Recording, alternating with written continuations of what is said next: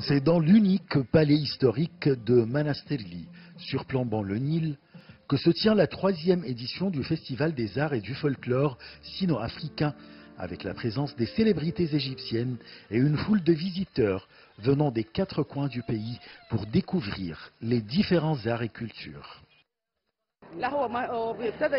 Le caractère unique de ce festival réside dans sa capacité à rassembler des pays des 2 continents, l'Afrique et l'Asie.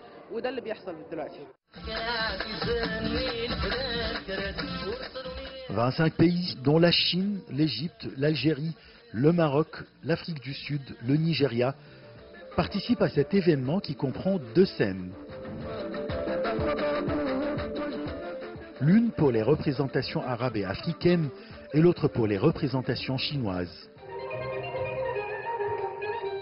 Les shows ont lieu aussi à la prestigieuse maison culturelle et musicale, l'Opéra du Caire, ainsi que dans le campus de l'université chinoise du Caire. Ce rassemblement contribue au rapprochement entre les peuples des différents pays. Il facilite les échanges culturels entre eux. Ce festival nous aide à connaître les traditions des autres peuples.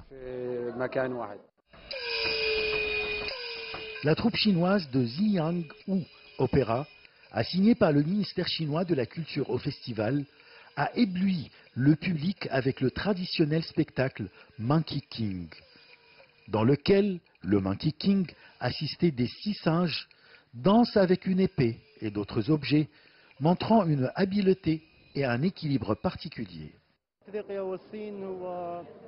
C'est une nouvelle occasion pour le rapprochement entre la Chine et l'Afrique. J'apprécie beaucoup les différents arts chinois qui sont basés sur une grande civilisation très riche culturellement.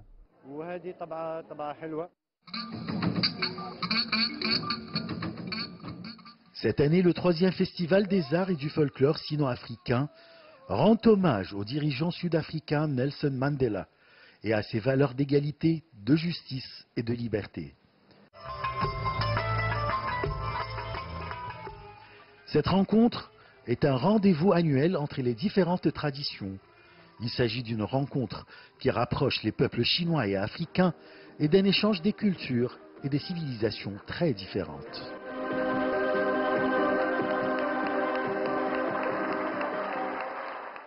Des jeunes venant de Chine et de plusieurs pays africains se rencontrent sur plusieurs sites en Égypte pour animer des soirées folkloriques et pour s'échanger les cultures. Ashraf Massoud pour CGTN français, Le Caire, Égypte.